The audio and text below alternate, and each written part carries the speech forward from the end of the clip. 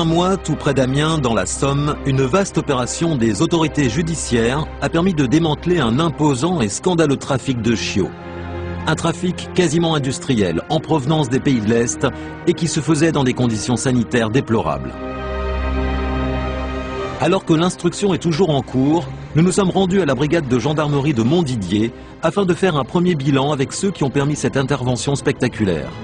Une intervention qui fait suite à une enquête de très longue haleine. Tout vient à l'origine de fin 2006. C'était des signalements de gens qui se sont plaints qu'il y avait des chiens qui ont été achetés mais qui n'étaient pas forcément en bonne santé. Et donc ça inquiétait quand même les personnels de la DSV. Et eux, dans ces affaires-là, il faut qu'ils signalent auprès de la gendarmerie pour pouvoir ouvrir une enquête. Nous avons reçu plusieurs signalements de vétérinaires qui nous informaient que leurs clients avaient des chiots qui étaient achetés toujours dans le même élevage et que ces chiots tombaient souvent malades. Donc on a collecté toutes ces informations. On a aussi reçu des plaintes en direct, soit par téléphone, soit par écrit de particuliers. Nous sommes allés voir le GIR pour lui présenter le dossier et puis le GIR a regardé ce qu'il pouvait faire avec ça et ça a donné tout ce que ça a pu donner aujourd'hui comme résultat. Le GIR, le groupement d'intervention régionale, réunit les compétences de la police, de la gendarmerie, des douanes, des services vétérinaires et de la répression des fraudes. C'est à lui que l'on doit cette filature, faite d'écoute téléphonique et de surveillance sur le terrain. Une enquête qui a permis de mettre en évidence une dizaine de sites de stockage et de vente au public. Le plus important d'entre eux se situait dans cette ferme, tout près de Mézières-en-Santerre. Alors aujourd'hui, c'est peut-être encore un peu trop tôt. On peut dire que le trafic durait depuis plusieurs années, 3-4 ans.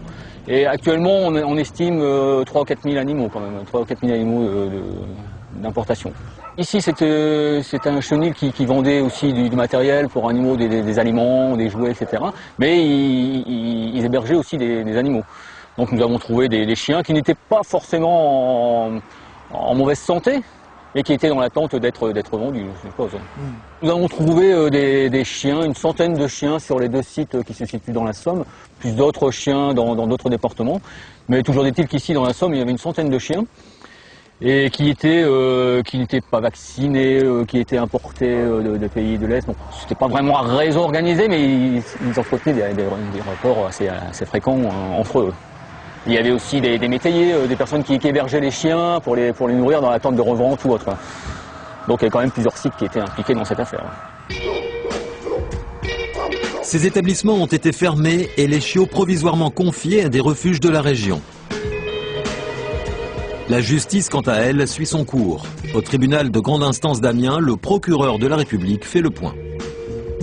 L'enquête qui s'est déroulée a permis de mettre en évidence l'existence de circuits d'importation de chiots qui apparemment venaient pour l'essentiel de Belgique ou de Hollande, mais qui en réalité étaient importés d'autres pays de l'Union européenne, notamment de Slovaquie ou de République tchèque. Des pays où les chiots sont encore vendus sur les marchés, comme c'est le cas ici. Des ventes sans aucune garantie sanitaire, le tout à des prix dérisoires, ce qui attire évidemment les trafiquants. Dans cette affaire, 11 personnes ont été placées en garde à vue et finalement le juge d'instruction a ordonné que 3 d'entre elles soient déférées. Parmi ces 3 personnes, 2 ont été placées en détention provisoire, 1 sous contrôle judiciaire. Ces personnes sont des marchands, disons, de chiens, c'est-à-dire soit tenanciers d'animalerie, d'élevage ou en tout cas de lieux de commercialisation, et un vétérinaire. Le juge d'instruction mène ses investigations sur toute une série d'infractions, des infractions relatives à des mauvais traitements sur les conditions d'hébergement, notamment des animaux, une infraction de tromperie sur l'origine réelle des chiens, sur une tromperie aussi sur les qualités foncières des animaux s'agissant de leur état de santé, infraction aussi relative aux conditions sanitaires d'importation de marchandises, en l'occurrence des chiens commercialisables au sein de l'Union européenne, et puis des infractions notamment de faux et d'usage de faux. Une des peines maximales peut être de 5 ans d'emprisonnement et 75 000 € d'amende. Les nombreuses victimes qui ont acheté ces animaux attendent désormais que justice soit rendue. Elles sont de plus en plus nombreuses à se manifester auprès des autorités.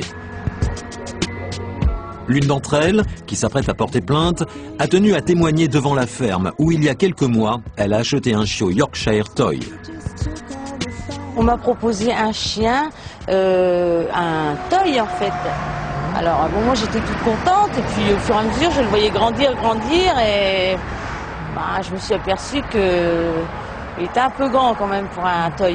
Et je me suis retrouvée avec un chien de 8 kilos, un Yorkshire donc.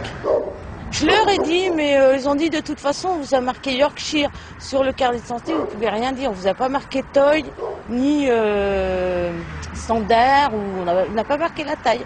Alors bon, lui il est très peureux, comme s'il avait été malheureux en fait.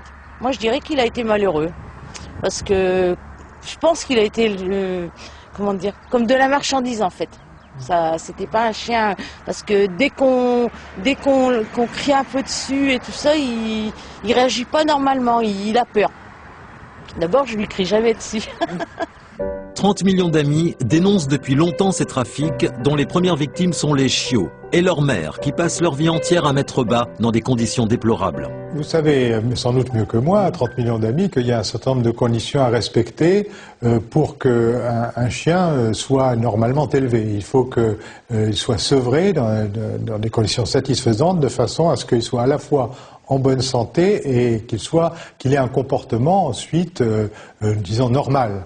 En tout cas, qu'il soit accessible à devenir un animal domestique, un animal de compagnie agréable. Donc, les inquiétudes que nous avons à travers ce dossier, elles concernent l'âge notamment auquel les chiots étaient retirés à leur mère et mis en circulation, et ça a des conséquences sanitaires sur le comportement, mais aussi, vous le savez, sur les conditions d'efficacité des vaccinations auxquelles les chiens sont soumis.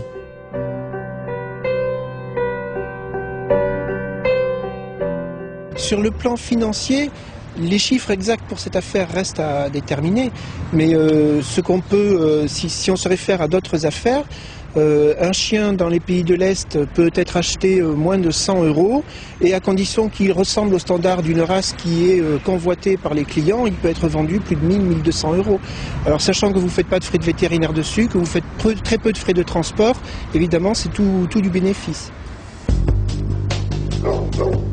L'enquête se poursuit. Elle tente maintenant d'identifier les complices potentiels et d'évaluer le chiffre d'affaires d'un tel trafic. Un chiffre d'affaires qui pourrait dépasser le 1 million d'euros. Les autorités se soucient aussi de l'avenir des chiots rescapés. Au cours de cette phase de la procédure, à peu près 130 chiots ont été saisis et ont été donnés en garde à des établissements ou associations spécialisées dans la protection animale. Ils font faire l'objet d'examens de vétérinaires pour voir quel est leur état de santé et ensuite ils pourront être éventuellement placés auprès de gens qui les récupéreraient. Tout cela sous la surveillance de la direction des services vétérinaires. Ces chiots vont être, on va dire, évalués pour que les chiens qui ont des troubles du comportement puissent être, on va dire, rééduqués. Et ensuite, ils seront proposés à l'adoption avec une information claire sur la provenance du chien et les soins qu'il faut donner. Par rapport à d'autres affaires de trafic de chiots qu'il y a eu, c'est un des plus grands trafics qui a été mis à jour. Dans cette affaire, la Fondation 30 millions d'amis se portera partie civile afin de poursuivre le combat qu'elle mène depuis de longues années contre ces trafics. On le voit sur ces images, c'était déjà le cas en 2001, en Alsace, où 80 chiots saisis par les douanes ont pu être sauvés pour la plupart. 40 autres l'ont été, ici dans un château de Seine-et-Marne, quelques années auparavant. Pour éviter que de tels drames ne se reproduisent, il est essentiel que les professionnels de cette filière fassent le ménage au sein de leur profession. Mais aussi que les acheteurs potentiels que nous sommes soient très vigilants sur l'origine, la santé et la sociabilité des animaux que nous souhaitons acquérir. Quant à cette affaire de la Somme, nous vous tiendrons évidemment informés de la santé des chiots survivants, des animaux qui ne seront adoptables que dans quelques mois. Un procès aura ensuite lieu, là aussi nous y serons.